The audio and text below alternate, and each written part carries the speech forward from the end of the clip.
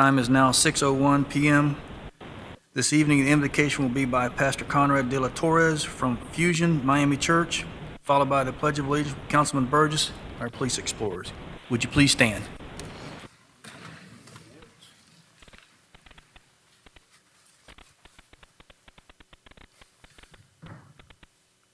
Good evening, everyone. Actually, I'm standing in for Pastor Conrad. I'm a late minister, Dwayne Smallwood, at Fusion Church here in Homestead.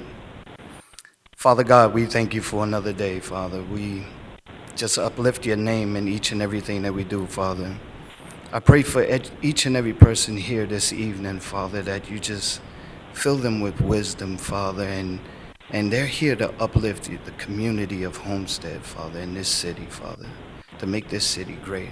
I pray that you're with each and every one of them tonight, Father, as they go through this meeting, Father. I pray for their families, Father. I pray for each and every person in this community, Father. We just lift up each and everything to you, Lord. In your gracious and holy name we pray. Amen.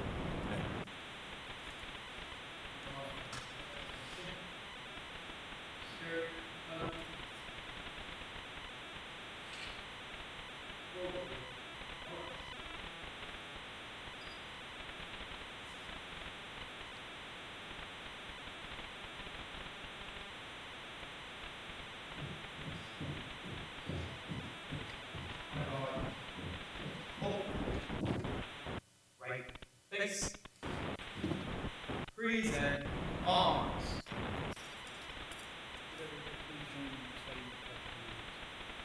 Allegiance to the flag of the United States of America and to the republic for which it stands, one nation, under God, indivisible, with liberty and justice for all.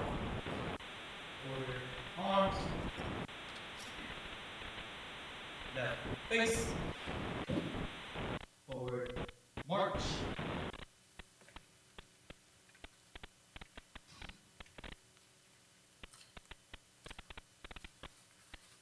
Thank you. Please be seated.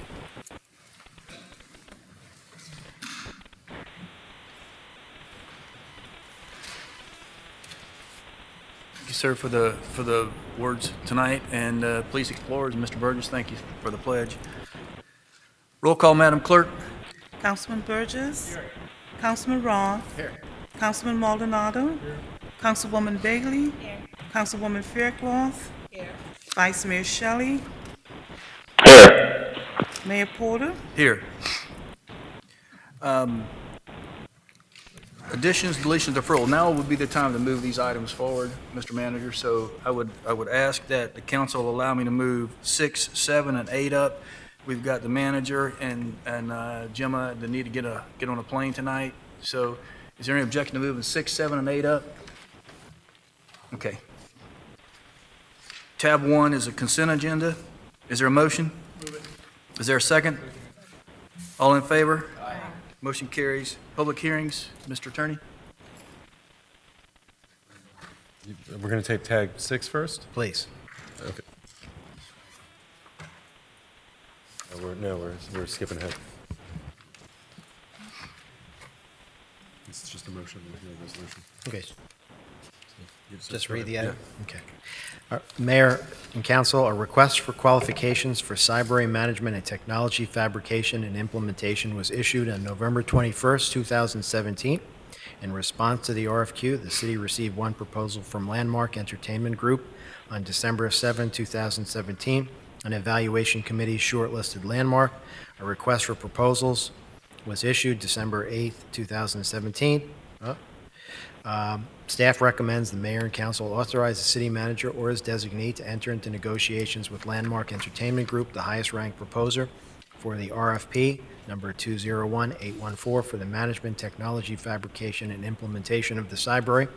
Staff will bring the final negotiated contract back to the city council for approval. And basically what this is there's two pieces to the library part. The first one is the kind of the building itself, kind of the what we call the shell of the building, and that is another item that's going to be before you.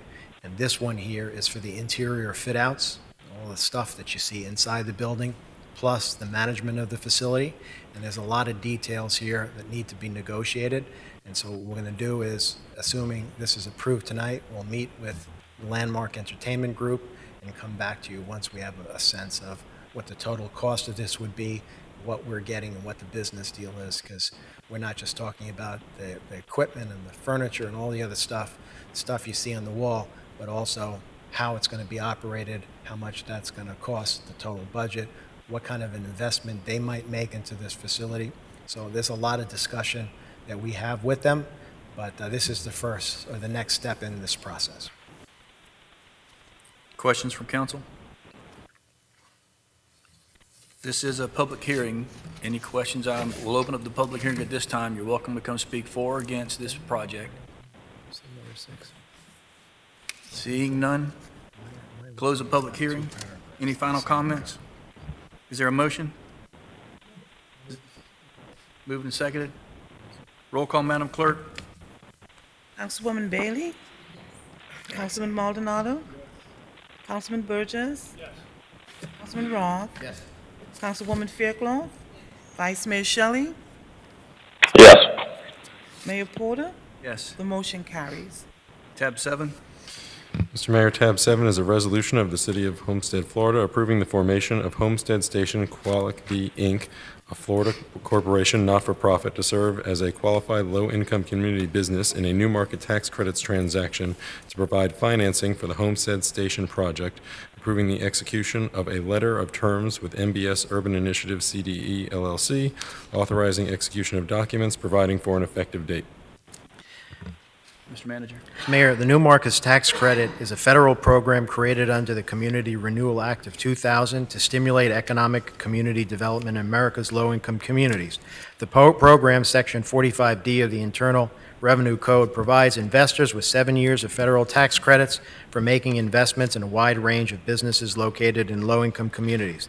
The city has been working with Wildan and Classic Lake Consulting in order to secure new market tax credits for the Homestead CYBRARY and Homestead Station. The proposed new market tax credits financing will provide approximately $1.4 million of funding subsidy to be split between Homestead CYBRARY and Homestead Station projects.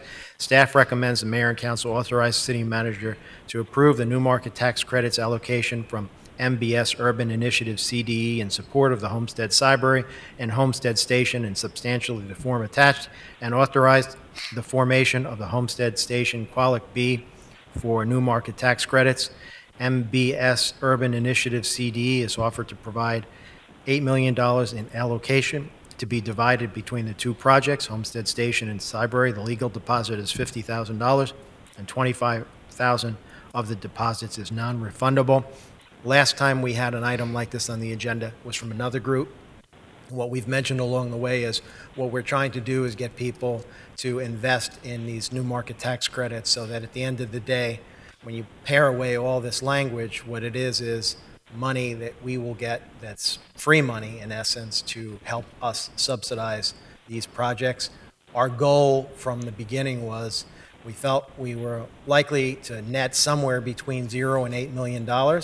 We felt the most realistic goal was to net about $6 million, and we're getting there slowly but surely, and so you'll see a few more of these items, hopefully, because every time you see another one of these items, it's another group that's decided to invest these tax credits into this project, and so this is the next one. Some of what we discussed at the last meeting applies to this one as well. It's just another group that's willing to invest in this project. Still, all this is contingent on us finalizing the contractor for the building itself, the contractor and management for the interior fit-outs and management, and then also to solidify and secure all our funding sources and other investors. So there's a lot more process ahead of you, and the only thing you're really committing to here is letting this particular group know that you're serious about this and interested in working with them, and also the non-refundable deposit. Questions from council? Mr. Burgess?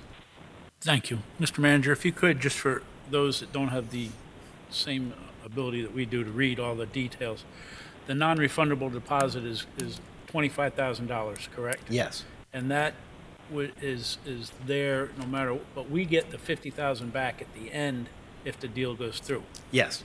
So in essence, as long as we do our bargain and get the end done, there's no really net loss to us or anything. Right. The thing with these organizations is they don't want to invest a lot of their time and work if you're really not serious about this. So they want to just have a little skin in the game. Right. So, yeah, I thought that was just because we are putting some money out there, just so we let the public know. Yes. Remind them of what it is, Yes. as we had a similar discussion at our last meeting. Yes. Thank you. Thank you. Sir. Mr. Maldonado. Thank you. To the manager, just a quick question. Do we have are each of these companies committing to a certain amount of money they're bringing in? Can you kind of...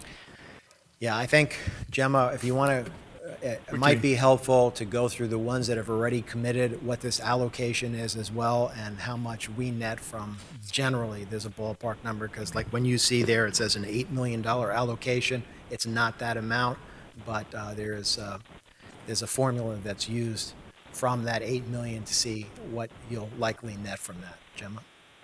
So we have received 3 letters that have been brought before you. This is the 3rd letter. We recently received a 4th letter from a new group, but it has not been fully vetted yet, but that will be coming before you, hopefully at the next council meeting. The first letter we received was from Banco Popular, their CDE, Popular Community Capital. That was for an $8 million allocation for the CYBRARY by itself. That will net us approximately $1.4 million in cash. So after all of the groups, the investors, the CDEs, lawyers, and accountants for all parties have taken their fees out, and the tax credit's been allocated appropriately, the city, not-for-profit, the CYBRARY Qualic B, will receive $1.4 million of cash to go into the project. Roughly. Very approximate number. Approximately. The next group that came in was Capital One. So Capital One serves as the investor for the CYBRARY transaction for all of these smaller groups, but they also have their own CDE, their own capital community division. They gave us $1 million in allocation, which will net us approximately $300,000 after fees. And then this group, MBS, has given us an allocation of $8 million to be split. So it's our first allocation towards station and an additional portion towards CYBRARY. At this time, we're saying it's 4 and 4, but we might carve it out differently depending on what the full picture looks like. So this will net us an additional 1.4 to be split between the 2 projects. So total today that's come before you is approximately $3.1 million. The letter we received that we haven't yet brought to you that hasn't been approved by our lawyers is for an additional $8 million from another group. So if everything goes well and that comes before you and that's approved, that would be an additional $1.4 million. So that would get us to about 4.5 for CYBRARY and station. There's the old saying in the homeland, string bean by string bean, the basket gets full. And so we're keeping on the treasure hunt for more of these credits. And hopefully we'll get to our goal of $6 million. Obviously, it's a much larger project, and this is just one component of the funding. But obviously, every dollar that we can get we have for the project, it's a better project. Perfect. Second question is what you just mentioned, and it's going to be split. How you guys determine that? When will it be determined, and at what point are we going to be able to, find out about that? The split is for the purposes of allocation, but in terms of where the dollars ultimately go, we'll go for the CYBRARY. So it's broken up that way, but ultimately, whatever the total amount is, we'll go for the funding because the parking garage is fully funded at this point. That's it. Thank you. Sir. Any other questions from council? This is a public hearing. You're more than welcome to come speak for or against this resolution. Seeing none, close the public hearing. Any final comments from council? Is there a motion? Is there a second? Roll call, Madam Clerk. Councilwoman Fairclough? Councilman Burgess? Councilman Roth? Yes. Councilman Maldonado? Councilwoman Bailey? Vice Mayor Shelley? Yes. Mayor Porter? Yes. The motion carries. Tab 8. Mr. Manager. Mr. Attorney. Mr. Manager, this is a resolution of the City Council of the City of Homestead, Florida, authorizing the city manager to enter into negotiations for construction manager at risk services for the CYBRARY project, authorizing the manager to execute an agreement for pre-construction services, providing for an effective date. Anything else, sir? Mayor, staff recommends the mayor and council approve the attached resolution granting the city manager or his designee the following. 1, authority to enter into negotiations with Munia Construction Management to finalize a contract with a guaranteed maximum price to construct the CYBRARY in accordance with the CMAR RFP. 2, authority to negotiate with the second-ranked proposer, Axiom DR Construction CO LLC, should the city manager or his designee be unable to reach an agreement with MCM. And 3, authority to execute an agreement for pre-construction services as needed in an amount not to exceed $40,000. A final contract with the GMP will be brought back to council for approval. Mayor, this is very similar to the other one in that you're not binding yourself to anything other than giving us the ability to work with the contractor to come back with a construction contract, very similar to the police department project, where we sit down with them and we make sure that we have a price that everybody can live with. That's locked in, and that helps us get to the point where we can hopefully have a project that's on time and on budget. The key is to be able to get a price that we're satisfied with, and in the event that that's not reached with this first-ranked proposer, we'll go on to the second one. We say that in an attempt to, just kind of keep MCM on course for the best price we can get, and we've had a terrific relationship with them. This is so we think we'll be okay, but we just want to have a contingency just in case. Worked well in the past. Yes. Any questions from council? I'll open up the public hearing at this time. Anyone would like to speak for or against this? You're welcome to come at this time. Seeing none, close the public hearing. Is there a motion on tab 8? Moved. Is there a second? Roll call, Madam Clerk. Councilwoman Bailey? Councilman Burgess? Yes. Councilman Roth? Yes. Councilwoman Faircloth?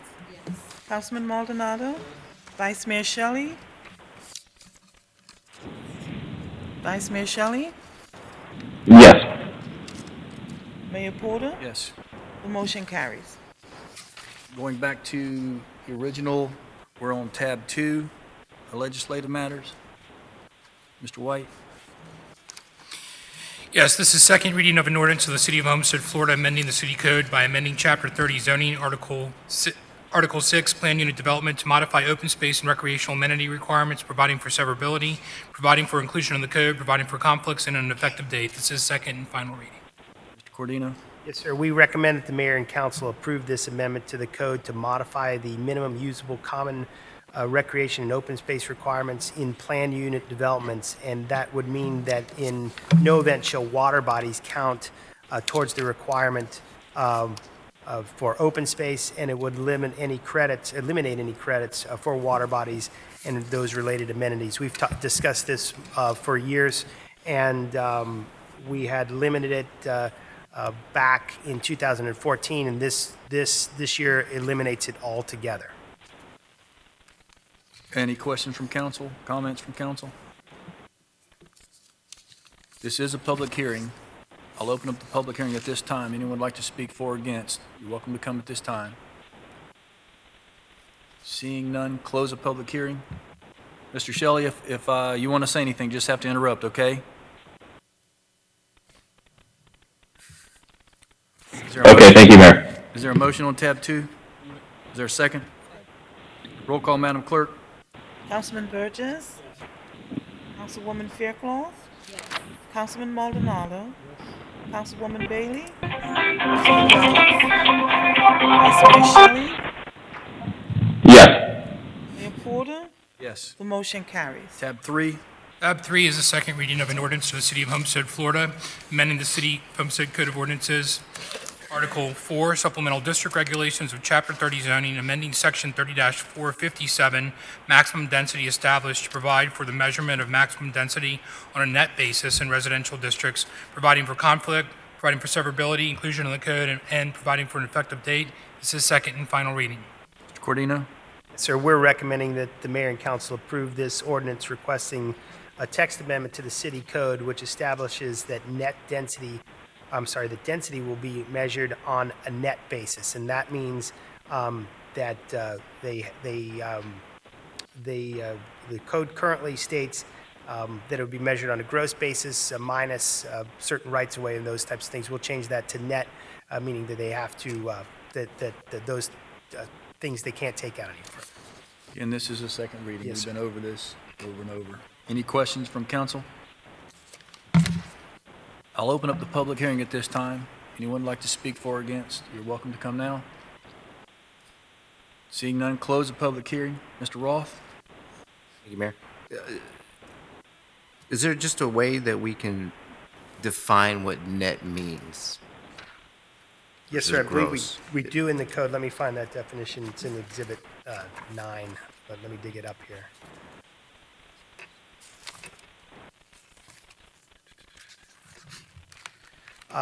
Yeah, in Exhibit 9 in your car, it's going to be Section 30-457 of the code, and letter C are the is that the right one? That's the definition. Is the Right. definition, yes, correct. And so what that reads is, net acreage does not include land covered by canals, drainage ways, wetlands, water bodies, public parks, and trails, including land dedicated to the public for park purposes, public open space, including land dedicated to the public for open space purposes, roads, road right-of-ways, including required dedications for public rights-of-way and other undevelopable areas identified and/or protected pursuant to federal, state, county law, or as may be amended in the future. That's very clear. Thank you, Mayor. Sir. Any other questions? Is there a motion? Moved and seconded. Roll call, Madam Clerk. Yes.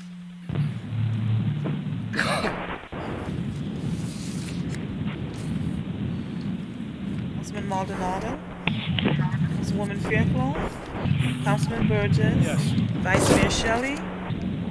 Yes. Mayor Porter. Yes. The motion carries. Tab 4. Tab 4 is the second reading of an ordinance of the City of Homestead, Florida, amending the city code by amending Chapter 30 zoning, Article 4, supplemental district regulations, Division 8, special exceptions, Section 30-535, locations of sexually oriented businesses, by modifying regulations concerning the location of sexually oriented businesses, providing for inclusion in the code, severability, conflicts, and providing for an effective date. This is second and final reading. Mr. Cordino? Yes, sir. We're recommending that the mayor and council approve this proposed ordinance to the city code modifying the regulations for the location of sexually oriented businesses to consider libraries when determining the distance requirement. Effectively, all we're doing is inserting libraries as one of the things that they need to be 1,000 feet away from: churches, schools, libraries. Recommend approval. Questions from council? This is a public hearing. Open up the public hearing at this time. You're welcome to come forward and speak for or against. Seeing none, close the public hearing. Is there a motion? Is there a second? Roll call, Madam Clerk. Councilwoman Bailey. Councilman Maldonado. Councilman Roth. Councilman Burgess. Councilwoman Fairclough. Vice Mayor Shelley. Yes. Mayor Porter. Yes. The motion carries. Tab 5. Mr. Mayor, this is an ordinance for first reading. It's an ordinance of the City of Homestead, Florida, amending the budgets for the city for the fiscal year beginning October 1, 2017 and ending September 30, 2018 by increasing the total budgeted revenues and expenditures by $2,224,008, providing for repealer, severability, and an effective date. Mr. Manager?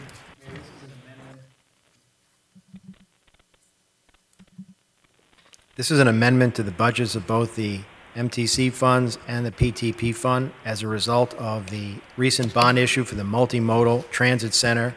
PTP funds that had originally been transferred to the MTC fund can now be returned to the PTP fund.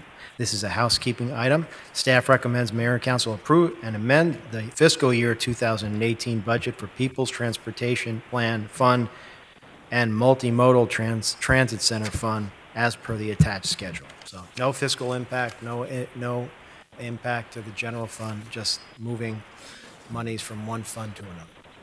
Questions from council? This is a public hearing. Open up the public hearing. Housekeeping item. close the public hearing. Is there a motion? Is there a second? Second. Roll call, Madam Clerk. Councilman Ross? Yes. Councilman Burgess? Yes. Councilwoman Fairclough? Councilman Maldonado? Councilwoman Bailey? Vice Mayor Shelley?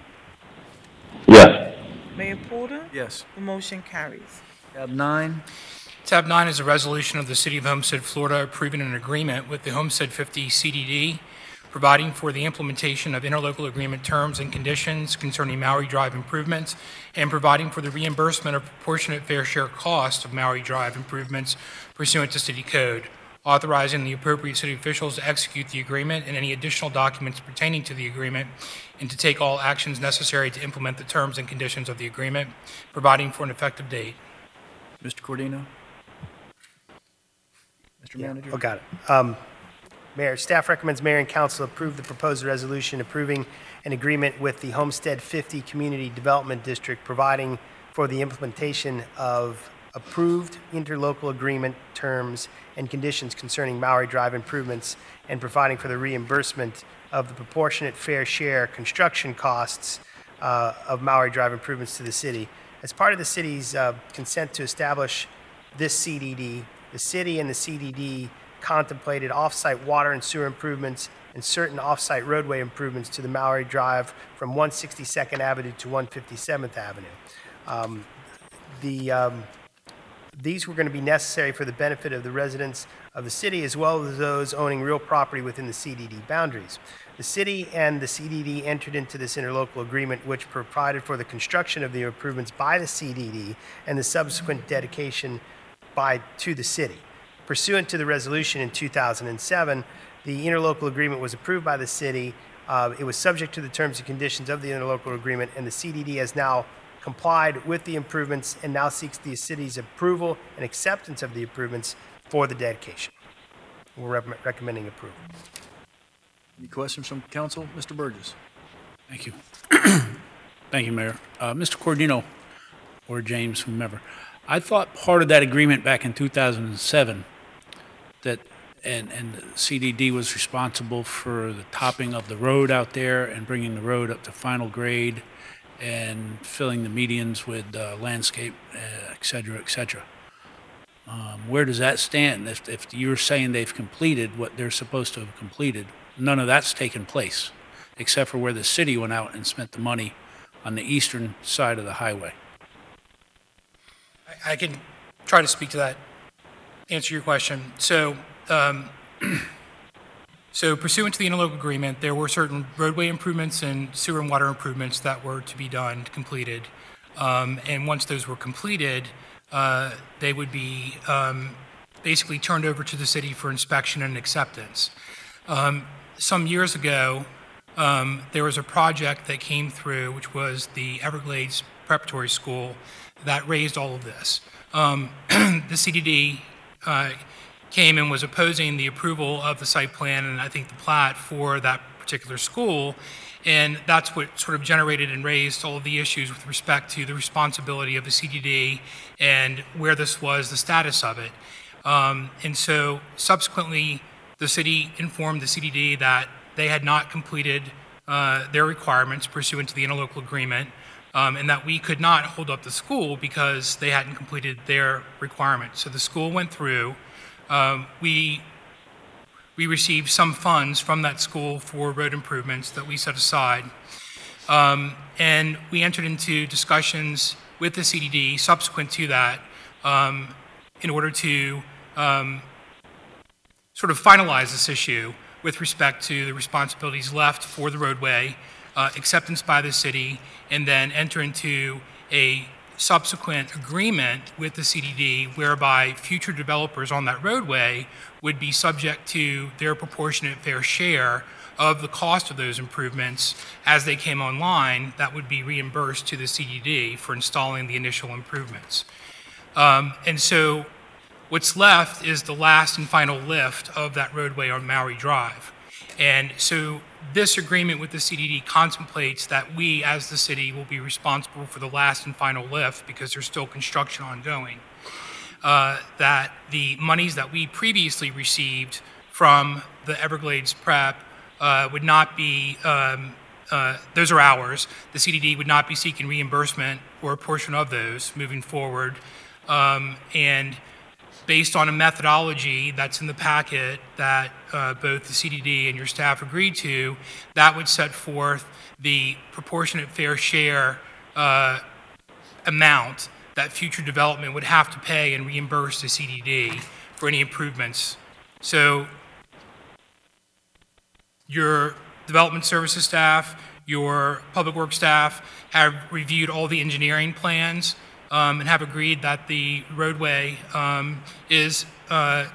does meet all the standards and specifications, and that the only thing left for the road to do is the final lift, and that would be done after most of the construction out there has taken place. Then they would come through and put the final lift on, and the city would be responsible for that. Do we have any dollar figures on what the road topping is going to cost, Mr. Maytan, since Mr. Brea is not here tonight? Councilman, I would have to check because I think we're going to probably do it through our asphalt company, and I can check that and get back to you on it. Do we have total figures on what they've contributed out there so far and what and all of that are available? Because I didn't see them anywhere. Yeah, I don't think that those were specifically included in here, but the interlocal agreement, I think the road improvements were approximately, or the improvements were approximately $2 million, I believe. And the final lift was deducted from that. I mean, we received $500,000 for roadway improvements But we out also there. put almost $2 million into the east side of the highway so that we could build that school. And yeah, and I believe that on the other side, there were county monies that were used to improve certain Correct. aspects. Okay. I would like to, this is going to go through tonight. I guess I assume it's one reading and that, but I would still like to see the figures of what it's going to be. I'll work on that first thing in the morning and get back with you. Whenever, no rush, because it is what it is after tonight. Yes, sir. Thank you. Is there any other questions from council? This is a public hearing. You're welcome to come forward and speak, for or against. Yes, ma'am. Give us your name and address for the record, please. Ginger Wald, 515 East Las Olas Boulevard, 6th floor, Fort Lauderdale, Florida, 33305. I am general counsel for Homestead 50 Community Development District, and I have worked with staff and also with your city attorney in creating this agreement, and the district itself has already approved this agreement a few months ago, and I am here on behalf of the district in support of that and to answer any questions that your staff hasn't already answered for you. Any questions for this lady? Okay, thank you. Any other comments from the public? Close the public hearing at this time. Is there a motion? Is there a second? Roll call, Madam Clerk. Councilwoman Bailey? Yes. Councilman Maldonado? Councilwoman Fairclough? Councilman Burgess? Councilman Roth? Vice Mayor Shelley? Yes. Mayor Porter? Yes. The motion carries. Tab 10. You want to read the title? Yes. Mr. Mayor, this is a resolution of the City Council of the City of Homestead, Florida, approving the purchase of fitness equipment manufactured by Precor Incorporated for the city's William F. Bill Dickinson Community Center from Busybody Gyms to Go as an authorized sole source purchase under City Code Section 2-411.1A7, authorizing the city manager to issue purchase order, providing for implementation, providing for an effective date. Mayor, due to, this is an item that was approved in the capital improvement program. This is to add equipment.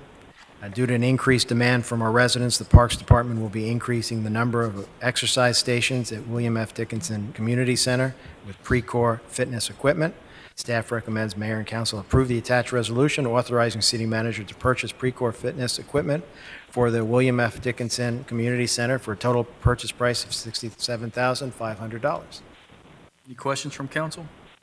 By the way, I was remiss, Ginger Wald. She used to work in Fort Lauderdale City Attorney's Office, so it's good to see her. It's been a while. Hi there. Any questions from council? This is a public hearing, buying some new equipment, additional equipment for community center. Mr. Maldonado? Were we expanding the area where the equipment is going in, or are we replacing existing equipment? Because it almost made it sound like you're getting more, and then the question is where? Councilman, we're not expanding into another room. We're still in the same room. We're just adding more equipment. There might be a few that might be taken out, but we are adding more because the demand is getting higher. And right now, everybody's New Year's resolution is to, get fit. So, it's starting to get busy now, and this is going to give us, because a lot of people have to wait and, wait for some equipment. Now they'll be able to work out while, the other machines are being used. Thank you. You're welcome. Any other questions? This is a public hearing. You're welcome to come speak for or against. Tab 10. Seeing none, close the public hearing. Is there a motion? Is there a second? Roll call, Madam Clerk. Councilman Roth? Yes. Councilman Burgess? Yes. Councilwoman Faircloth? Councilman Maldonado? Councilwoman Bailey? Vice Mayor Shelley? Yes. Mayor Porter? Yes. The motion carries. Tab 11 is a discussion item. Mr. Maytan? Good evening, Mayor, Vice Mayor, and council members. I'm bringing this discussion item it's a great thing to bring here, but everybody probably been to the Key Largo Seafood Fest. And I don't know if a lot of y'all know, but Monroe County shut it down. So because they didn't have enough parking and their space wasn't enough. So the Homestead Rotary every year have been involved in the Seafood Fest. And the officials and the president got with the Seafood Fest and asked them to come down to Homestead. So we've been talking to them, and they want to come here in Homestead to use the stadium. And just to give you an overview, they'll be using the grass area for parking and in a baseball field, infield, for all the vendors. Hopefully, we'll come to decisions about the stadium soon, but this is one event that would bring approximately 20 to 30,000 people. We met with the Key Largo Fishery this morning. They're excited to come here. They always wanted to be in Homestead. So what the Rotary Club is asking is two things. One, a waiver fee of $1,000, and two, co-sponsorship. The Rotary is here to answer any of your questions. This will let you know I am a Rotary member, but the Rotary is here to answer any question. From a co-sponsor standpoint, they're not asking necessarily for dollars as much as support for the event through entities that the city already has in place, correct? Or? That's correct, Mayor. More or less what we'll probably do is just help them with cleanup as a co-sponsorship, to be there as staff-wise. But more or less, they'll be handling most of everything else. Let me ask, get some questions from council. Mr. Burgess? Thank you. I think it's a great idea. I think February might be a little ambitious without there being any advertising or set plan in stone at this time with our PD or our utilities department or anybody else that might be needed out there. I think it's a great thing. I've been to it down there, but I've got some concerns about getting it up and going after we get an agreement done within probably 3 weeks by the time we got there, to get everything done, to get the vendors lined up, to let them know that there is going to be one, to get them down here, to get with the police department and figure out what their needs are, traffic-wise, and other things. I guess one question is, who pays for all the services such as restrooms and things like that? I can answer about 90% of your questions. Number one, it'd all be generators there, so we shouldn't have too much of an electrical problem. They would have to do stand lights in the parking grass area, just like we do at the racetrack. And who's responsible for all those costs? The Rotary. Okay. To answer your other question, the organizer that handled the Key Largo Seafood Fest is part of this, and he already has vendors lined up ready to go. This is a big thing in Key Largo. They follow each other. So when the Key Largo fishery has this, everybody comes with them. So they're already ready. They already have vendors ready. And like I said, Michael Hart, who's one of our officials for the Rotary Club, is here to answer a lot of your other questions. We also got with the police. I already got with the colonel last week, and they're already aware of what we're looking at, and we already got pricing of what the police officers would be. And the Rotary will be picking that up. So they charge, they get their revenue then through the vendors and the gate proceeds, I guess. That is correct. You'll have to pay for admission, yes, sir.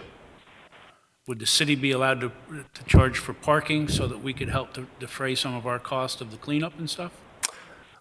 Something that we have talked about was, we know that this is their first year, and I understand that.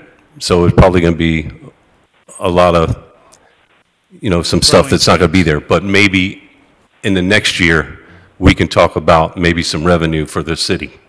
For if this is a big event, maybe the city of Homestead can get revenue off this.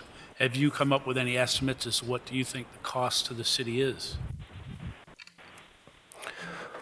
Well, the only employees that we'll have there is part-time, to let you know. Because 20,000 people is a large, that's half of what they get, out of the racetrack. That's going to generate a lot of trash and a lot of man-hours to get that all straightened back out. That's correct. And also to let you know is that they will have volunteers and people working on cleanup and picking up garbage, keeping it clean and everything. And to answer your questions about the bathrooms, they're bringing toilet potties to trailers. Right. So they're not just individual, they're trailers, so very clean and ready. So the city would also be responsible for road barricades, conage, and stuff like that as we try to direct people in the right direction? That would be part of the co-sponsorship like we do for the YMCA and that, in the Main Street. I would like to see some kind of estimate on that as what you think it would take. So we're not going into this blind and then all of a sudden, I understand you say part-time workers and as much as we can with that. Yes. But there's also going to be other people, supervisors or whatever, that are going to be necessary that day. So I would just like to see some kind of estimate as to what you think it would take or what the co-sponsorship equals. Yes, sir. Thank you. Thank you, Mayor. Thank you, sir. Ms. Fairclough. I don't know if he wanted to respond directly to John first before. Did you want, let me. Not a general, but if he wanted to respond Do you have directly. anything that specific to Mr. Burgess's questions that you could elaborate on? I think Dennis. Just give us your name, I think, please. Michael Hart, Rotary Club of Homestead. I think Dennis answered most of those questions well. The Rotary Club will be paying obviously for police, for advertising. We've got a large budget for advertising in place. Probably the most important thing is that we do have Paul White, who organized the Key Largo Festival, working very closely with us. He's our organization team with our Rotary Club. So we feel very confident we can put on a great event. I myself put on with my organization, Sunrise Community, put on a balloon race in Homestead for many years. So although I have no experience putting on a seafood festival, I have great experience putting on events. And the good thing, what happens to the money, of course, that we are able to raise will go right back to college scholarships, to the soup kitchen, to other needs in the Homestead area. We've given away over $70,000 last year to organizations and people in Homestead Health. Okay. Thank you, sir. Ms. Fairclough. Thank you. Thank you, Mayor. I, too, have attended this event in the past, and it's largely well attended. And I think it's great for the city of Homestead if we do co-sponsor this event to showcase our city and allow it to be a backdrop for this highly attended event. But as Councilman Burgess mentioned, it's very important that we're able to quantify what the sponsorship look like, what it entails. So my question to you is, considering we do not have a lot of time to really get this out there, market and promote it, when is a drop dead date that you have to have some sense of the direction that the city wants to go in order for you to be able to pull this off for, was it February 24th and 25th? Right, February 24th, 25th. I'd love to have an answer tonight so I can really proceed rapidly. I do have a little flyer here, giving an idea of what it might look like. Lorenzo Ford is in as our presenting sponsor, and then I also have the City of Homestead in there as a presenting sponsor as well. Draft. For your look. It's a draft. I have not released it to anybody else, but may I provide this to council? Behind it to the clerk, please. And I have another question for you. What is your plan? If this is approved tonight, what is your plan? How will this be rolled out and marketed?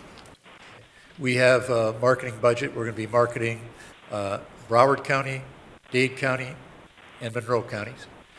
Radio, probably not television, but we're going to do a lot of print media, and radio is primarily our marketing area, and the flyers and posters.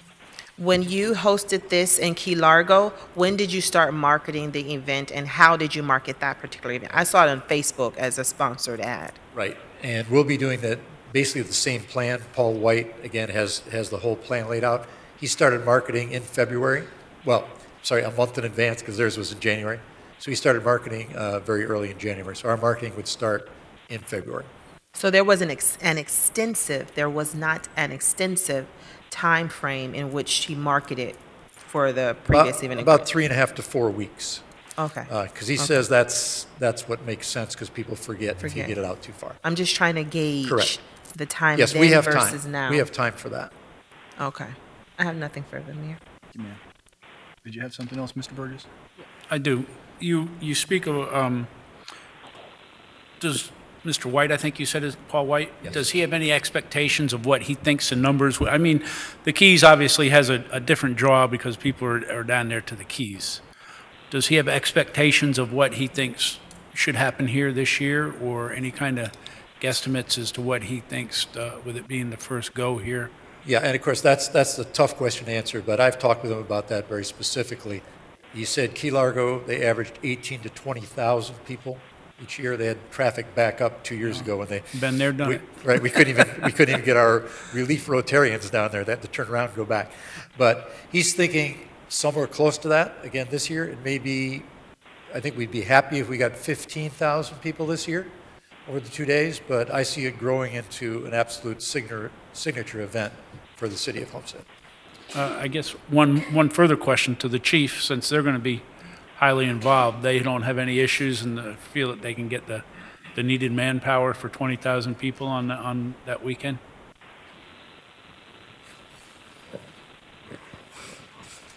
Ready? I'm sorry. Yeah, it's all off duty, and the guys are probably signing up for like they do the track, anything else, you know. So, well, I'm quite sure they won't turn the opportunity down to make some money, additional funds. So, we're good. We're good. Okay. Thank you so much. Yep. Thank you. Thank you, sir. Thank you. Sir. Mr. Shelley? Yes, thank you, Mayor. First, for full disclosure, I'm also a Rotarian, but I did have a couple comments or questions. I share some of the concerns of my colleagues as far as the ultimate cost as a co-sponsor for the event, and it is something I think that we do need to make sure that we kind of flesh out and figure out what that might be. I do support the co-sponsorship aspect of this. I do think that this could grow to be a signature event. If it's anything like it was in the Keys, you know, if that could be the same thing for the city, I think that would be a good event, bring attention to the city of Homestead, and also for a good cause to raise money for the local Rotary Club. I have some concerns about the waiver of fee. I know they're asking for that as well in addition to the co-sponsorship, only because it's not a free of charge event. It's an event in which they are charging people to attend the event, and it does generate a revenue from the event which will go to the club. And so historically, from prior applicants that have come before us, I've not supported, if those conditions are met, I've not supported the waiver of the fee. So I don't support the waiver of fee, but I do think I do like the co-sponsorship idea.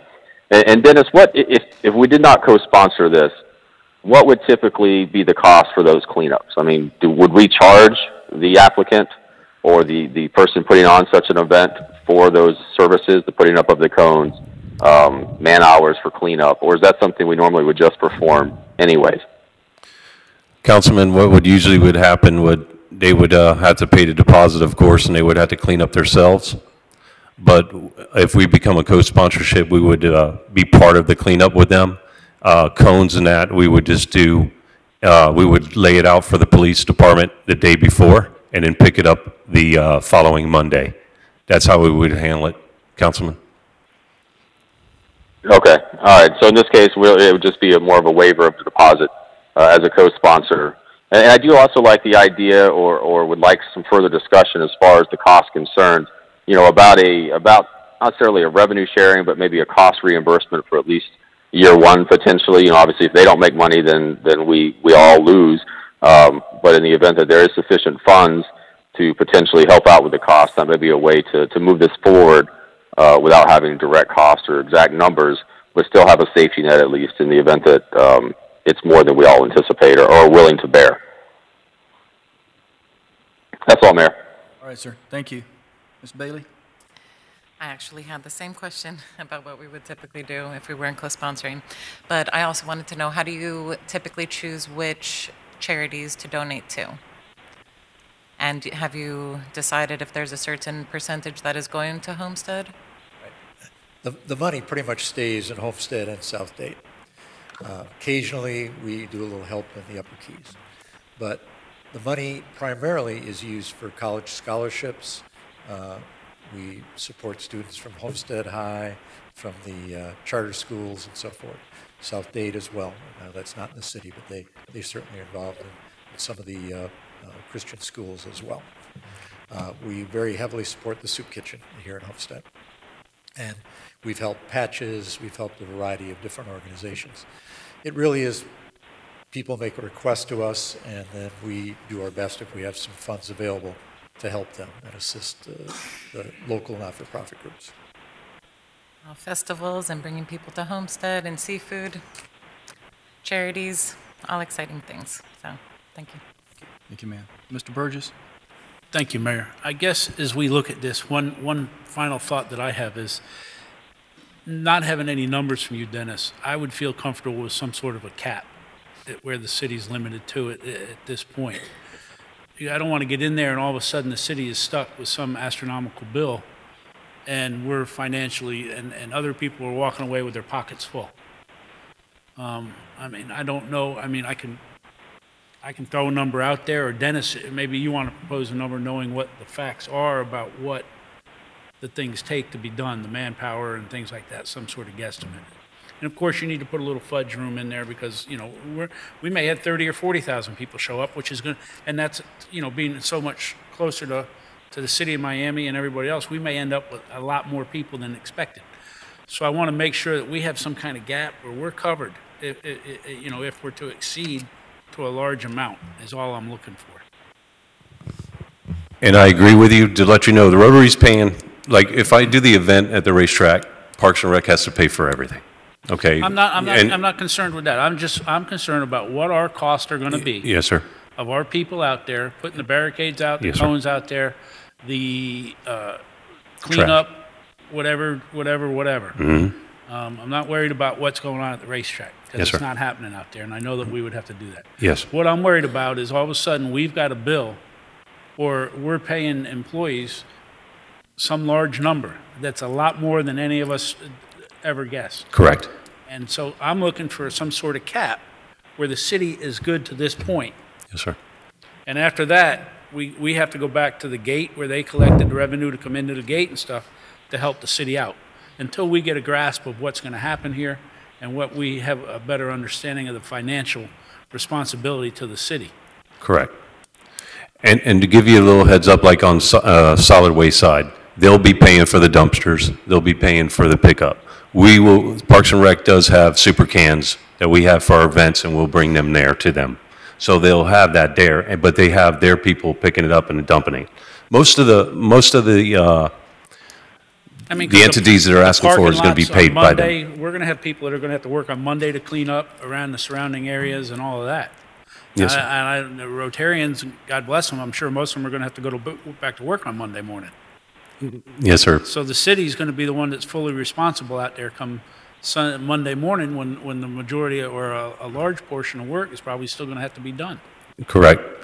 The good thing is, like you said, we're keeping it isolated inside the infield. But like you said, we're going to get stuff outside going down 152. Trash outside. Then outside. And just like everybody's been at the parking that they had at the old Key Largo, you're off US 1, you're walking.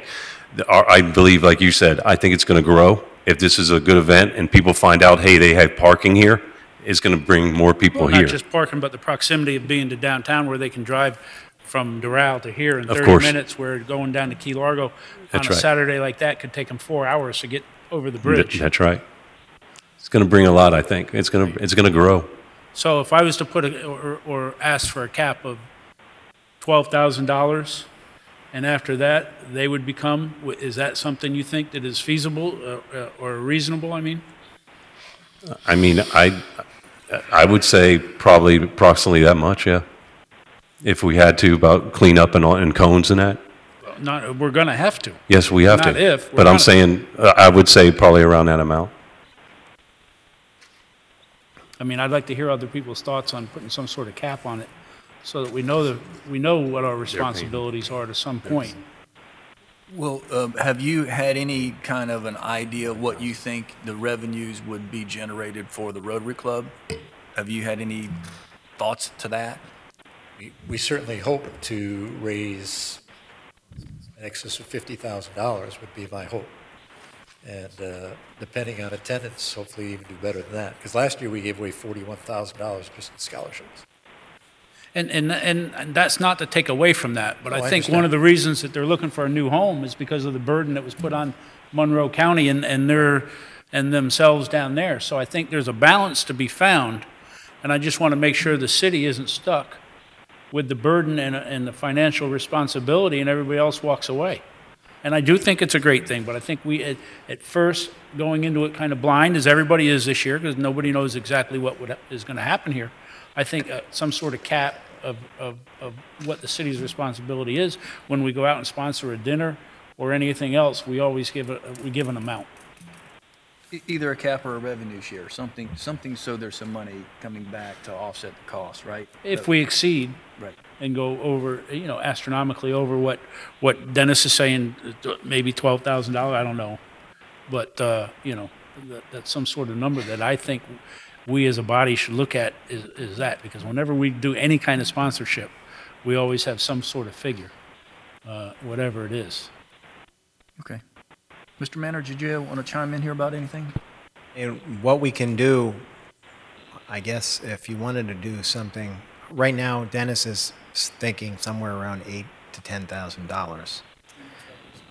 So, but in the meantime, what we can do, if you approve something tentatively, and we can send you a memo by the end of the week with concrete numbers, just in case there's some anomaly, we can get back to you if you wanted to revisit this. So they can walk out of here with some tentative approval, barring any kind of anomaly. Because if Dennis goes and crunches his numbers tomorrow and there's something really weird, we can always come back to you with something. But right now, it seems like it's a reasonable estimate. And if you're comfortable with that and you want to do this and you want to co-sponsor it, you probably could, just get the numbers early. Hope tomorrow, Dennis, do you think you can get the numbers? And we can send you a memo. But if you wanted to cap it here at a certain number, that's fine too. The only thing I worry about with the cap is we say 10,000 and then a month later people think they have 10,000 to spend when this thing costs us 7,000. I don't want to end up having to give them. We're not actually giving them sponsorship money. Right. Our money is simply due to the employees and the costs that we're going to be absorbing through our volunteer, or not volunteers, but our employees going out and doing the work for them. So there's no actual cash being given to them, right, Dennis? And the other thing that I'd be concerned about with the cap, which we want to just make clear tonight, is that what I don't want staff to do a month from now is find out, it's not $8,000, it's $50,000, and then they're stuck with a $40,000 bill. So I think for both parties to really understand what they're up against here, the sooner we get that, the better, just in case Dennis has underestimated it. We don't want surprises at the last minute and the revenue is not there. Well, and myself as a taxpayer, I don't want a surprise at the end of the festival of a $50,000 bill either. No one wants that. No. Let me get a couple other comments. Mr. Maldonado? Thank you, Mayor. I guess one of the questions I'd like for you guys to bring back is, maybe reaching out to Monroe County or what was Monroe County in for? I mean, I know that, a lot of off-duty was paid for separately, and, they're same situation that they've done we're in. So no reason to reinvent the wheel and just kind of piggyback off of some numbers that they've had in the past. You know, we know that they brought this to an end because of logistically just, I mean, it stopped it. I mean, listen, we were feeling it from 288th Street. Whenever that was on, we had to find another way to come down to Homestead. And so I was wondering how long that was going to last because it was just incredible, the line going all the way down to 288th Street. And so maybe you could give us, you know, reach out to Monroe County and see what they're saying so that we have a number from them, an estimate. Bring back those numbers. Another question I have is, you know, we're talking about money coming out of pocket or in support. You know, if this is an event that's going to put Homestead on the map and bring some events down here that we could enjoy as a city, as well as others to come visit. It could be an opportunity for us to market Homestead a little bit more, bring them down here. Eventually, if this is something that happens annually, well, guess what? There's movie theaters, food, and stuff going on in the downtown area. We like for them to take part of that as well. So this is another opportunity to make sure that that's kind of working together. And so if we could reach out to, and maybe we could, I could bring this to ask Councilman Shelley if he'd want to get involved through the Greater Miami Beach Greater Business Bureau, since it's Dade County and he's sitting on the board now, and seeing if there's any dollars or any help that we could get from them. I think that if you could talk to him about that and see if there's any dollars that would help out and something like this, maybe they would, the Miami Beach Convention Center would get involved. I mean, the marketing group.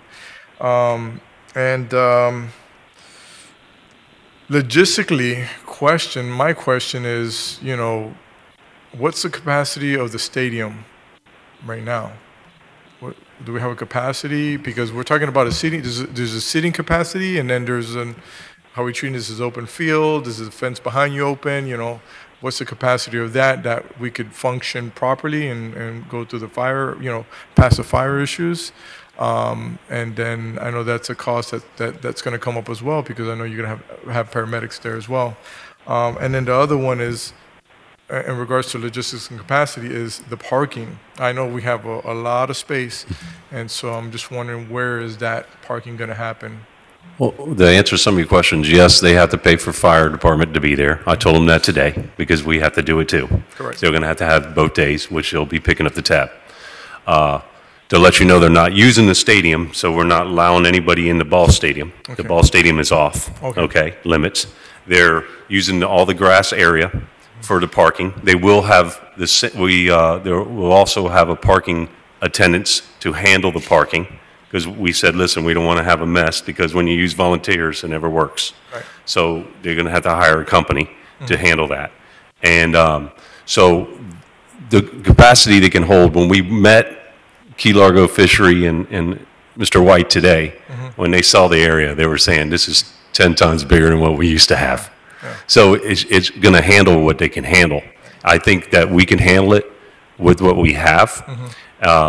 I think that the police will know our routes, but our routes would be more or less, you know, going out, you'll turn on 152, go towards Campbell, or are you going to go 152 to Palm Drive? You could bring that information. I'm putting the questions out there, so as you guys come back to us, you know, we could have some of those answers. Okay. And then I'm thinking about it, kind of a spillover over at the track. If you know, if you need to clear out more space over time, you know, we have parking over in the track area. So there's plenty of space that we have there. So I'm not worried about parking, but I just kind of wanted to put that out there as well. So I'm okay with this event coming. I know that, listen, we handle the Super Bowl of the NASCAR races, and so if we could handle that, then I think we could handle some crab legs. Yeah, I think we can. All right. Stone crab. Yeah. Crab legs too. Yeah, You got both. yeah. Okay, that's it for me. Mr. Roth? Thank you, Mayor. Yeah, those are some of my concerns as well. Parking, logistics of where the event is. You know, I'm an event planner. Most of you know that. And I'm kind of on the same keel with the Vice Mayor when it comes to waiving the fees for an event that is a fee-based event and charging to the public. but more so the parking and then the issue of the traffic coming in to the event near the Center Gate community area and the potential for people just to park in the street and along the swales. Will we have somebody out there that's going to watch for those types of traffic patterns? I know we'll have the police out there, and I know, but if this thing becomes overrun, the stadium holds about, 5,000 people. I know they're not going inside the stadium, but the property's parking allowance for 5,000 people, I would assume is adequate. But when you take out the area, which I'm assuming they're going to be on the north side of the complex in that big grass area where the Relay for Life stuff was, That's correct, Councilman. and that's where their event will be. The tents, I'm assuming they're going to put up a fence to protect the area and protect people from walking in without paying. I would assume that, right? But no, to answer your question, the grass area that you're talking about, when you're in the grass area and you head south, there's a baseball field there. And there's that hill. You'll have a double gate with tents there for admission. You'll go inside the gate, and then you'll go into the infield. The infield will hold all the concessions and also the stage and the band. Okay, so all that grass to the north side is all available for parking as well? Yes, sir.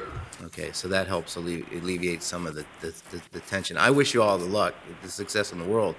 You know, and I like to see the traffic in this area, but I could see it being controlled so it doesn't upset the residents that live in the immediate area. So I do wish you all the luck. Good luck. Thank you, Mayor. Yes, sir. Let me get Mr. Shelley, and I'm going to get Ms. Fairclough. Mr. Shelley? Yes, thank you, Mayor. One question I have about putting the cap, or one concern I have about listing a specific dollar amount for the cap is now these co-sponsorships with additional organizations, because it's the precedent-setting aspect of, you know, we're doing it for this group, and now we're saying that, okay, we're willing to co-sponsor and we're willing to incur costs up to $10,000 or $12,000, and then the next group comes in and says, we have another good idea, it's another big event, it's going to be beneficial to the city, and then we say, well, we're not going to give you any specific, your cap's 2,000. So I just think we need to be careful too when we start putting dollar values on what we're essentially doing in-kind services for, as far as a precedent setting, and then having to differentiate why this organization or this group or this event is worthy of this cap versus another cap versus this you know, in-kind donation. So that's the only concern I have there, where revenue sharing is more kind of straight across the board. And if it's a good event, you know, we revenue share more. If it's a bad event, we revenue share less. But we don't have to make that necessarily judgment call. Or maybe we just do it because it's a regional base. This is looking to pull from, you know, multi-counties. It's assuming it has a proven track record going forward, or at least it has a proven track record in the Keys. You know, maybe that's how we differentiate this. But that's just the only concern I have when we start putting an actual dollar figure or cap on the in-kind services. So just something to think about. And then the only other request I would make is when we do get to a point where we make a vote on this, if we could bifurcate this into two votes, one for the fee waiver and one for the sponsorship, because I would like to you know, depending on how this sets up, support the sponsorship aspect of it, but I won't support the fee waiver. So I would like that opportunity if possible. Mayor, one idea I have, assuming everybody's comfortable with it, on the issue of the cost, because sitting here listening to this, I'm a little uncomfortable too that we don't have a number for you, is if you're comfortable with the event and they don't need an answer right now on the total amount for the cost, you could approve them going forward with the event. We could come back with real numbers at the next meeting, and then you could decide on how much you plan to contribute. That would be another way to do that if you want, but it's, you know, either way I think it'll work, and unfortunately I have to catch a plane, so Kate is going to be here. Ms. Fairclough? Yes, thank you, Mayor. The beauty of this is the fact that this isn't your first rodeo. We have a rodeo this weekend. It's not your first rodeo. Indeed. You have a proven track record. And if you can manage the parking at the location that it was in years past, surely you can manage the parking here.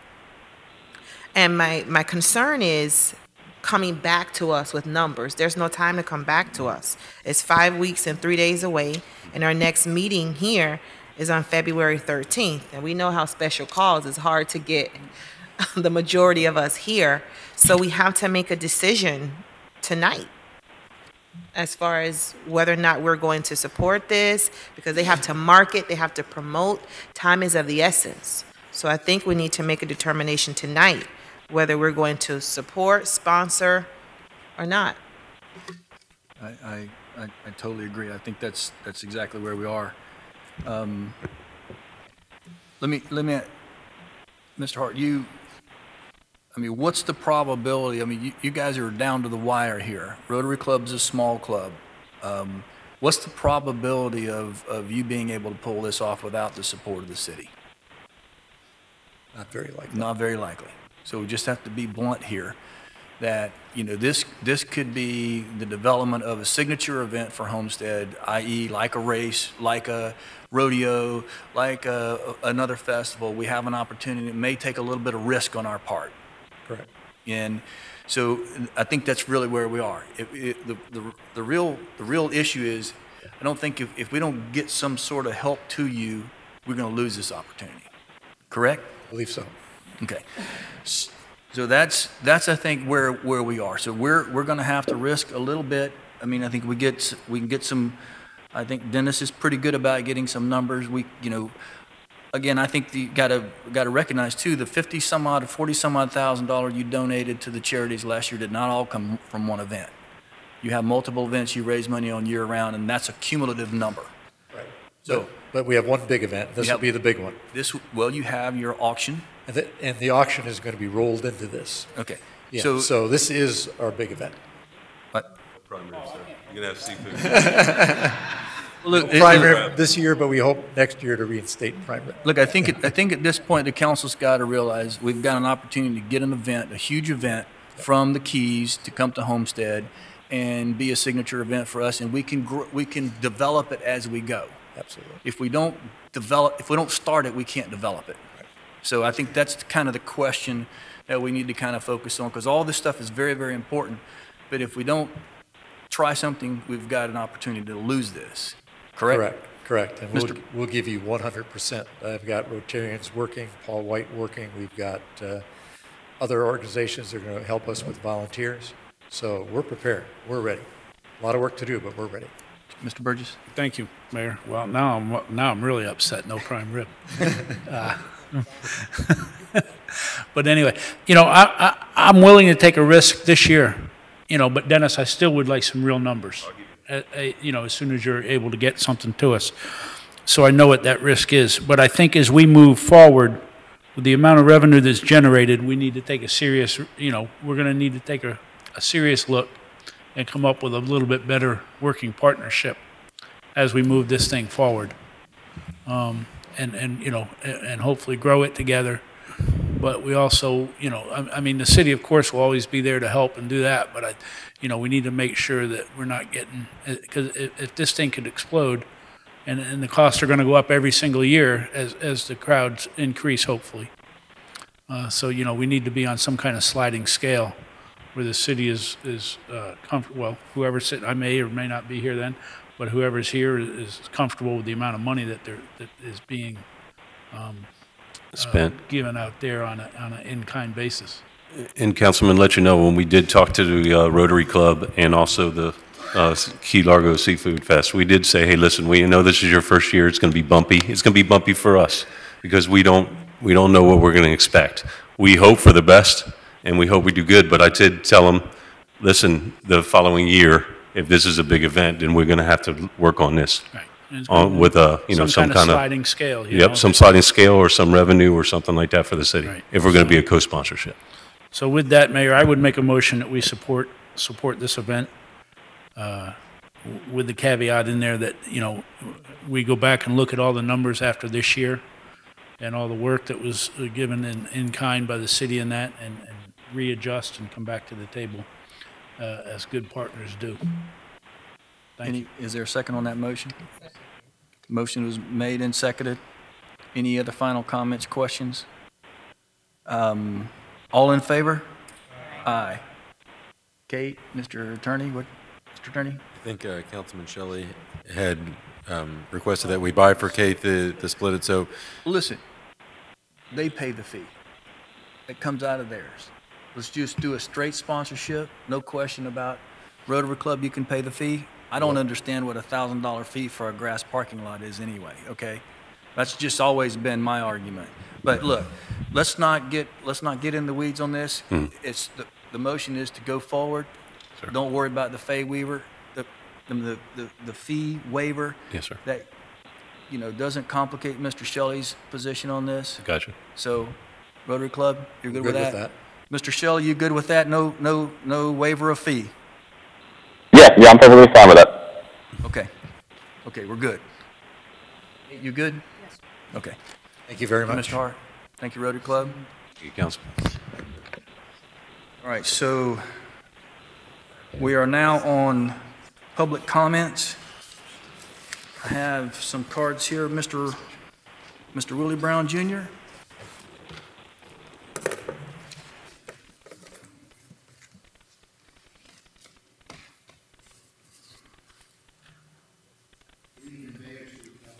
Good evening, sir.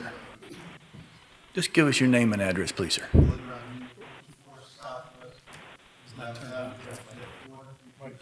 Hold on, I'm sorry. I had it on. I turned it off. I'm sorry. 3-0. Sorry. Again? No, we got it. We got it. Okay.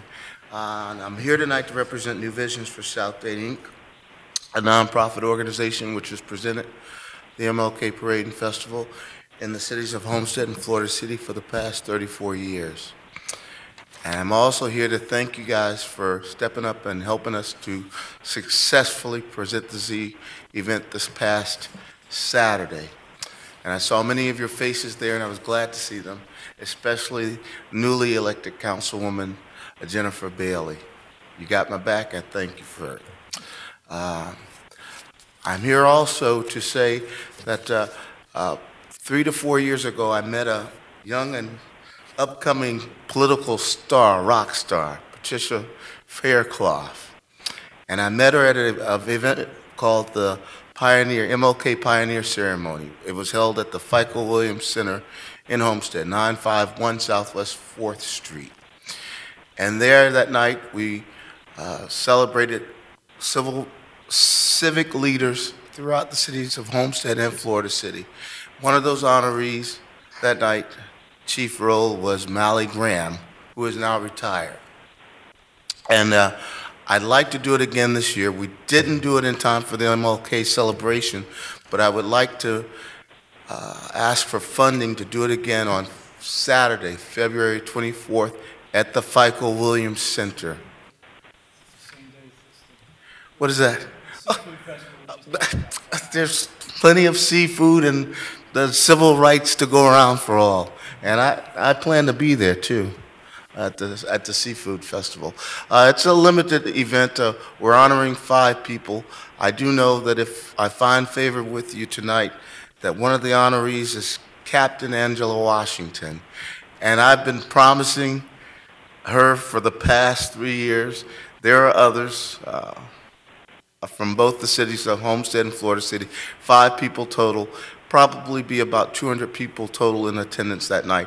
And also, I did ask you when I talked to you before, Councilwoman Bailey, to give your inaugural address to that section of the city that you serve. The amount is $4,500, and that's paying for catering, insurance, security, table settings, sound and lighting, and entertainment. In that order. And with that, I'll entertain any of your questions. Ms. Fairclough? Yes. Are you stuck on that date? Can you get a little bit flexible with that date? Why, you want seafood? Well, I can't attend that either. I get married that day. Huh? I get married that day. Congratulations. Well, what? Okay. And one of your honorees won't be there in attendance. Who's that? Okay. The best that I could do would be to, I'd have to search the calendar, but the reason I planned for that Saturday is it's the last Saturday in the month of Black History Month. I know. And also, you've got to allow for people who are coming out of town to honor these people. I can do it the weekend before. That's a hard cut, though. No, I mean, you can still have it, but... No, I would love to attend, but I have another engagement. Okay, well, and you got a real engagement, and congratulations. I'll move it to February the 17th, but then you'll say, well, isn't that St. Valentine's Day or something, some such? I'll move it to February 17th. Well, you have to check the calendar Okay. with the FICO and all And that. I'll get but back to you on that. Just let us know. But I'm in support of Okay. the sponsorship. Are there any other questions, issues, or concerns? Let us work on it. Okay. Is this a free event? Yes, it's free to the public, yes. Because I know Vice Mayor's a stickler for that. So, thank you. But I'm sorry, I have a question. You said let us work on it. What are we working on? Well, if we want to use the public hearing process to solicit funds without any staff, that's the only thing that concerns me is starting that process. You know, if it's going to require staff input, if it's going to require a lot of placement. Okay, so just make it clear. My only thing is $4,500 is, I mean, if all of us council members individually want to raise $4,500, then that's fine. Okay. But I think when we start asking staff and commitment from staff, I mean, I think there needs to be just more than just the public comment. Oh, no, I agree. You know. I totally agree. I just wanted to make it clear because I didn't want to leave him hanging on let us work on it, but to really define what working on it means. Right, No, I get it. But I'm willing to contribute, to help raise the money, if we all chip in. I'm willing to do that as well. So I think we'll have to get back with you to determine, because we are in the public comment section. Okay, You well, are correct. I'll stay in communication with Councilwoman Bailey, and I guess she'll let me know what's going on. Thank you so much. Sir, thank you. Let's see, Kim Hill.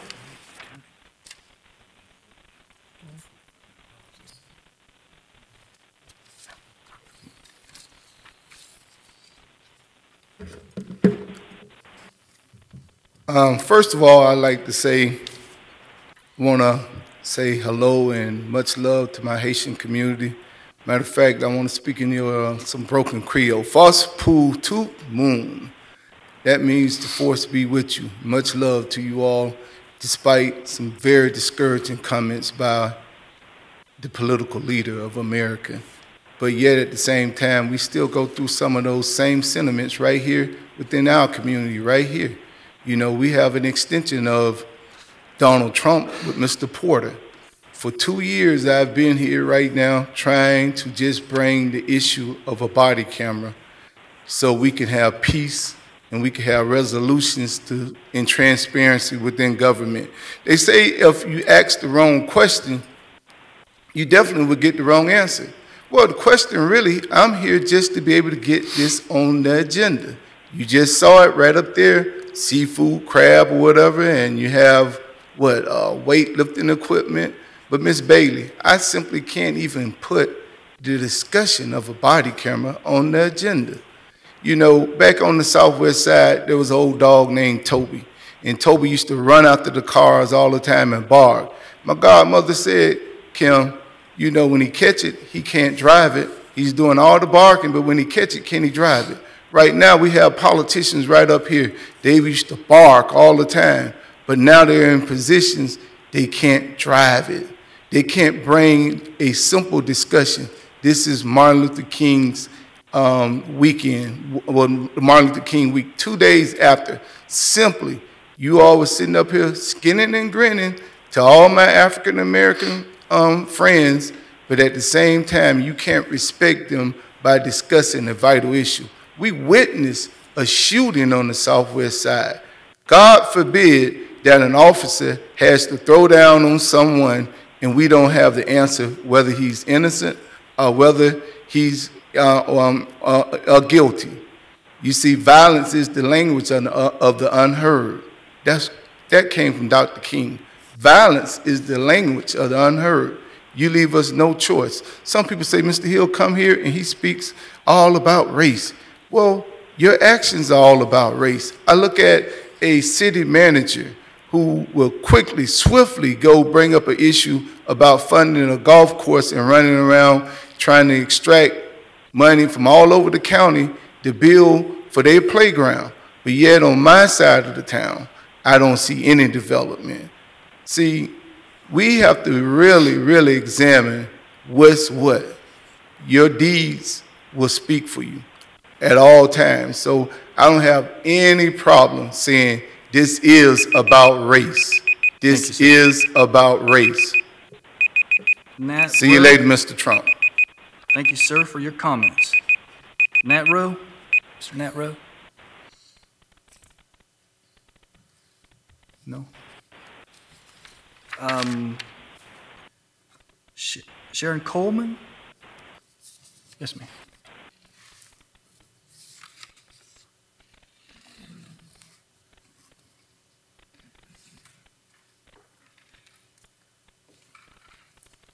Thank you.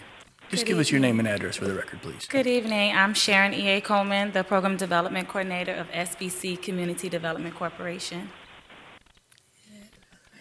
SBC CDC was created to serve residents and families in South Dade. We wanted to help bring exposure and publicity specifically to the city of Homestead and the downtown historic district. About 25% of the children and the families we serve are residents of Homestead. I'm asking for the city of Homestead to support a project that will bring tourist attraction, exposure to businesses located in Homestead, community collaborations, educational highlights of its history and its historic landmarks, as well as visual and performing arts to bring residents and the community together. SBC CDC has successfully executed a community collaboration summer production, art gallery, and art walk, attracting people, families, serving 200 to 300 students, and collaborating with 15 to 20 businesses and sponsors for the last 5 years. We partner with the Miami Urban Contemporary Experience, also known as Muse, an arts and festival production company to produce and create an artistic experience highlighting artists from Homestead and South Florida. Muse has produced art festivals and fairs for Arcola Lakes Library, Jazz in the Gardens, the Art Basel, attracting hundreds and thousands with their art. We are expanding the program and events and want to create a Festival of the Arts weekend called Art Walk Homestead in hopes to annually highlight the historic Cultural Arts Center and allow all of South Florida to appreciate the cultural hub of Homestead. This free event will utilize art as an economic and cultural generator for Homestead. We met with Councilwoman Bailey about bringing the event to Seminole Theater in Lassiter Park, and she was excited for us to receive suggestions and to present this project to the council. We are only here to introduce myself and the idea in hopes for us to be able to bring what everybody feels when they go to New Orleans. I feel like you have that here, and we want our people to experience that here in Homestead. So the gallery will feature artwork from professional artists and student work. It's a 2-day event. They're separate events that complement each other on the same weekend. One is 100 students will produce Motown the Musical in Seminole Theater, along with a pop-up art gallery on the outside theater terrace and in the secret room to further educate 200 to 250 students on the history of Homestead. The gallery will also be a free field trip offered to CBOs within Homestead, where they'll be able to experience the tour of the theater, learn the history, along with the curated artist that is already up in the gallery, as well as the pop-up gallery that we are putting together on the terrace. They will also be able to utilize the City Hall Museum to see that as well. It will give them free lunch and an art project on the line before seeing the behind-the-scenes dress rehearsal Thank you, of the ma'am. production. Sorry. Yay. Sorry. Dennis, I'm going to send this to you, and let's figure out what they are looking for, what we have and what we need. I'm going to also send Mr. Brown to you and see what the staff can do and the thoughts from the staff. Ms. Fairclough? What is CBC an acronym for? CDC is Community Development No, Corporation. CBC. Oh, SBC? SBC, I mean, yes. SBC is Serving a Better Community. Okay. Yeah. Thank you. I'll get the information to Dennis, and Dennis will be in contact with you. Can I say one thing? No, ma'am. No, okay. Sorry. No Sorry. problem. Mr. McDuffie? Stephen McDuffie? Stephen McDuffie, 139 Southeast 36th Avenue, Homestead, Florida, 33033. I do apologize to the city clerk for earlier when doing the card. My wife did come up and get the card for me. to do so, and because I was in North Miami Beach. I have 3 concerns tonight, or 2 comments and a concern. Congratulations, great job to the City of Homestead and to Councilwoman Fairclough and everybody else, Councilwoman Bailey, for the MLK breakfast. It was phenomenal. Thank you, Councilman Roth, for helping us get that together for the Community Relations Board for Florida City Homestead. Second comment is that congratulations to Councilwoman Fairclough on her future nuptials.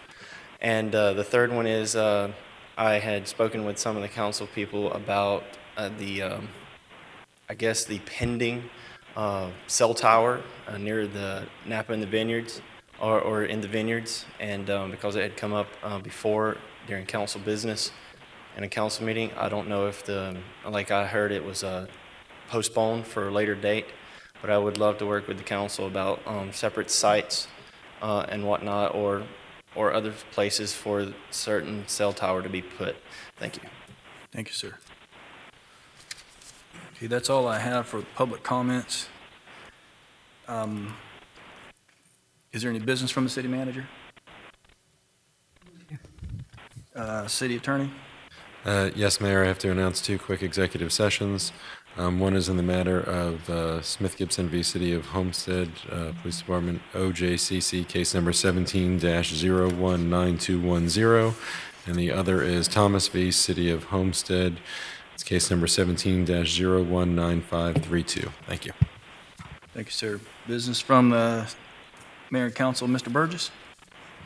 Thank you, Mayor. As we all spoke at the Committee of the Whole, the state and the county have both co-designated a portion of the Chrome Avenue down there in Florida City after our longtime lobbyist, Bob Levy, decorated war hero and friend of the city and friend of the great group down there, Patches, and friend of many other people that he did a lot of pro bono work for in Tallahassee in the Miami-Dade area. And I just thought it was appropriate that we also put our support out there for Mr. Levy and this after them. It's at no expense to the city. It's just a quick resolution in support of both what the state and the county have done. And I can say that the Miami-Dade County League of Cities is doing the same thing. So thank you. If everybody would, I guess we need to do one more yay on that or nay. I'm not sure where we stand on No, that. it's a public hearing. It's a resolution, so we... It's a resolution. Okay. So is any questions from council on the resolution? This is a public hearing, resolution in support of deceased Bob Levy. Close the public hearing. Is there a motion? Is there a second? Roll call, Madam Clerk.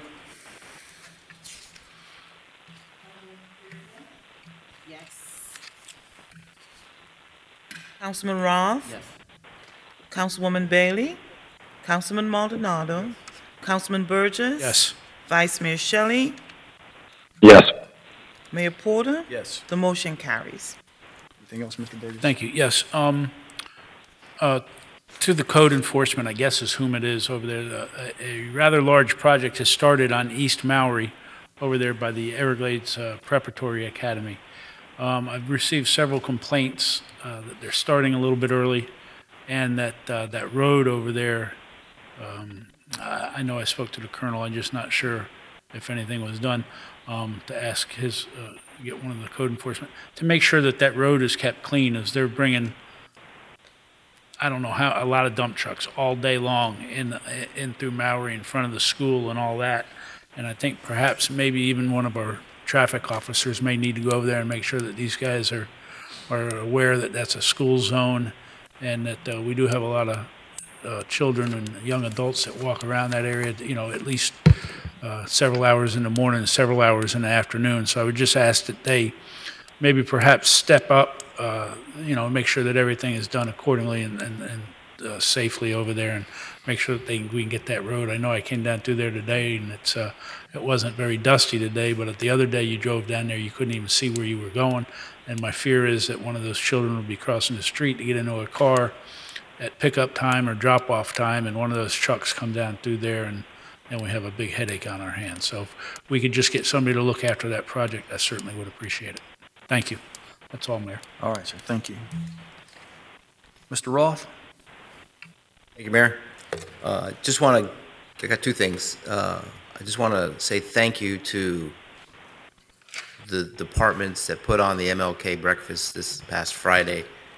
What a beautiful event. Kamicha Driver, great host, great MC, and everybody else, the Park and Rec Department, Dennis, your team, your group, you guys. I mean, the comments that came out of this MLK breakfast were great, especially the timing. It was quite short this year, which I think in the past it's been pretty long. And Karen and from the PIO office, you guys, and Celine and everybody who did work on that event, thank you again for making it a successful event and showing that Homestead really does have a big heart for what Martin Luther King stood for, and I appreciate that. Also, we have some cool stuff going on this weekend here in the city. I'm sure everybody else wants to talk about it too. The rodeo's coming up. We've got, as we speak, the Little Miss Britches contest going on. We've got Poop Bingo tomorrow night, and everybody knows what that Poop Bingo is after all these years. And the Buck Off tomorrow night at the arena. And then obviously the events that go on this weekend. Friday night, the rodeo's 8 o'clock. It's their cancer night. Wear pink if you're going to go out there. That's their support for breast cancer awareness Friday. And then Sunday, they've got the support of the military services out there. So if you're coming out, wear some red, white, and blue and show your support for the military. The parade is also this weekend scheduled at 10 o'clock, not 11 o'clock, 10 o'clock, normal route down Chrome Avenue. Thank you, Mayor. Thank you, sir. Mr. Maldonado? Thank you, Mayor.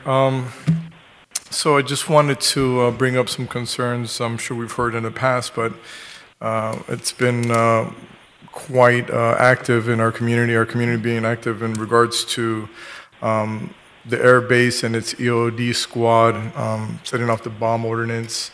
I don't know whose staff could kind of talk about this, and I guess the base is always going to practice setting off their bombs, and I know that we're aware of that. I'm wondering if we could, I guess the concern is that can we have some type of forewarning or update to let our community know when this will take place so that we're not having residents being startled.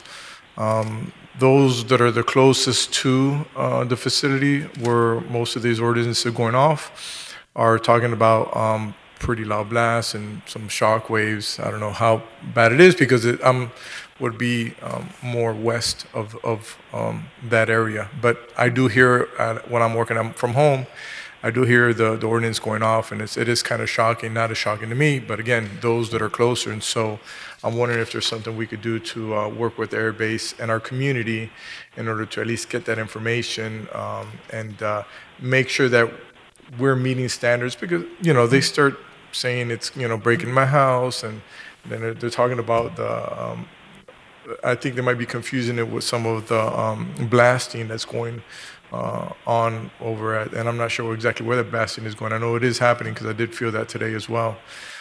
So that's kind of one of the main things I'd like to address. Can anyone speak on that?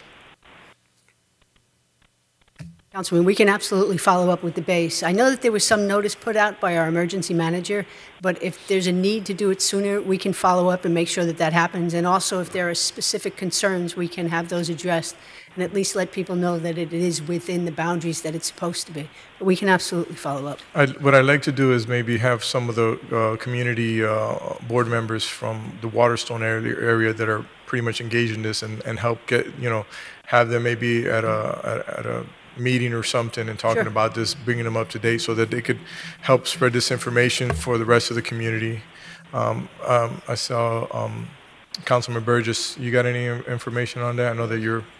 Just as a liaison, I'll reach out to the colonel out there and see what they are able to disclose and what they aren't, and see if we can maybe get some kind of common ground. Yeah, just a little help, you know, some And we can loop in the emergency manager, and we can absolutely follow up. Okay, so as soon as you guys get something with that, please let me know so I could we could get on with our some of the members, community members, and Waterstone. And I guess same thing in regards to the blasting. Where is the blasting happening? I did feel the one today, so I don't know where that's happening. It was. I know there's a difference from when they're doing the EOD ordinance blasting, and then there's kind of the mine blast or rock sandblasting where they're loosening up the soil. Does anyone have any information in regards to that? What are the companies? Florida City. Florida City. That was pretty intense if I felt it from home. And same thing on that. I don't know if there's anything that we could do to get information. No, I got to know over there. It's regulated. It's That's regulated, okay. I'll leave it up regulated to by the fire marshal of the state, and we've tried to get some help and assistance. And the rock industry goes against you heavily. Do we have any documentation that we could present at that meeting when that meeting occurs so that they're aware? I know that the Keysgate community has been the most affected throughout the years and are very well versed. And Councilman Burgess, I'm pretty sure you had this conversation many times than I did. So any help in regards to getting my community up to date in regards to this would be some great help, and as well as Isles of Oasis. Yeah, but any information, any documentation would be great. And then want to say thank you to Dennis and I believe it is Maria in regards to helping out Waterstone, CDD, Stonegate in regards to helping out with the FEMA recovery money. They reached out to me. I was going to ask about what was the status. I got an email, but they told me that you guys did a phenomenal job. So I just want to say thank you in regards to that. And that's it for me. Thank you. Thank you, sir. Ms. Bailey. I also thought it was a wonderful weekend, incredibly inspirational. I think everybody that put on the parade and everybody involved in the breakfast, amazing. It was my first parade as council. Usually I have my preschool and the little kids to distract from me, so that was a little different, but what an incredible honor and what an amazing message. So the only thing I would like to bring up is that on 6th Avenue, there was a portion of street that was Homestead, and there was a lot of candy that was still on the side of the street, and this was on Monday. So that was one thing I wanted to bring up, is just to make sure that anywhere that the parades go, that we as a city really look out and not leave any parts that the street sweeper doesn't visit. So thanks to all involved. That's it? Yes, thank you. Ms. Fairclough. Thank you, Mayor.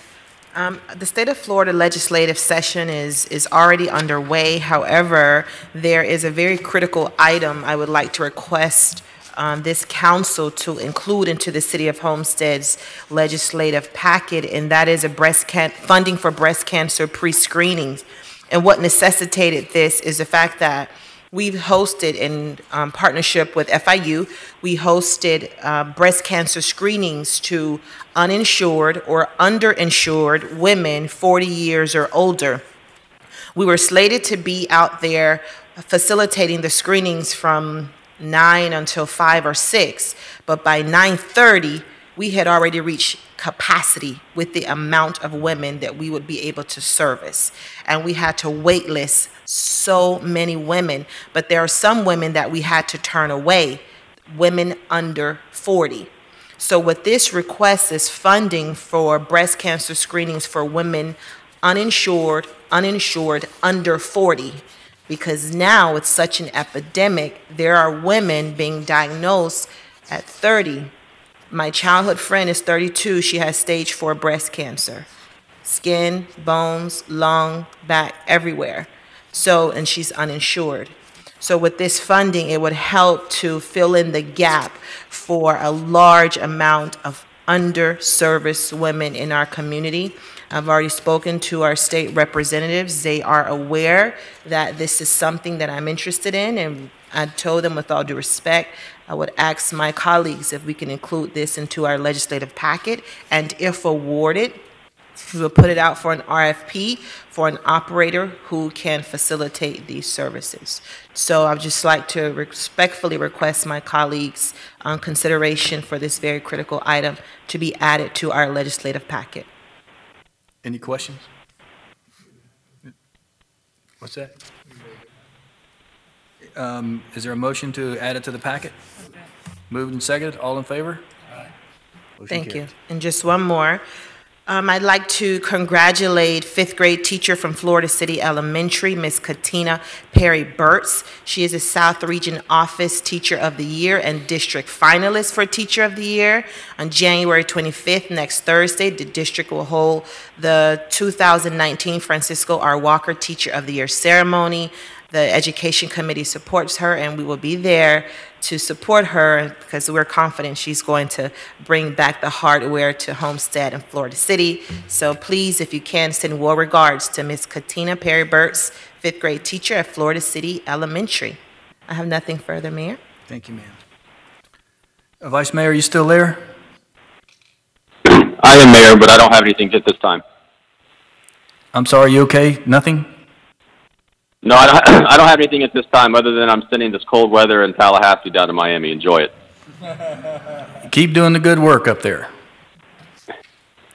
I have a request for an appointment to the Fire Pension Board, Mr. James Sutton. He's a resident in the Villages of Homestead. Is there a motion to approve him to the Fire Pension Board? Is there a second? All in favor? We'll add him. I wanted to say I got a phone call today from Canada with regards to how well the city staff and the utility department treated one of the crews that came in from Canada to do the after the storm, the recovery of the utilities system. The gentleman said he's never had.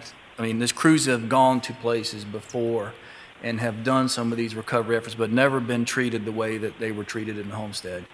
From the food provided, the quality of the parts getting delivered to them, keeping them, you know, everything across the board. And I told him, I said, just write me a little email. I want to make sure that the staff, all staff, it wasn't just utilities.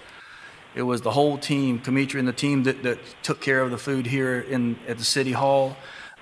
Everyone. But he said he's never seen anything like that in his life. He said, maybe because you guys go through a lot of storms, but he said, you had everything prepared. It was all the I's were, you know, dotted and the T's were crossed. So, you know, that's kudos to, you know, George, Kate, you, Jerry, the staff, all the directors, department heads, and obviously utility. So, I think that you know kind of sums it up.